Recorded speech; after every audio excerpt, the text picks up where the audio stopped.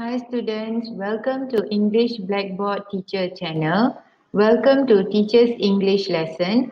Today we are going to discuss on gapped text. First, let's get to know the section. It is the last part 5, question 35 to 40 in the reading paper. It is a single reading text with 6 numbered gaps and a box with 8 choices of sentences. How to answer? Remember 3 tips. Read, choose, write. First, read the text. Next, read the choices, the sentence choices. Then, choose the best sentence. And then write the alphabet A to H inside the gap box.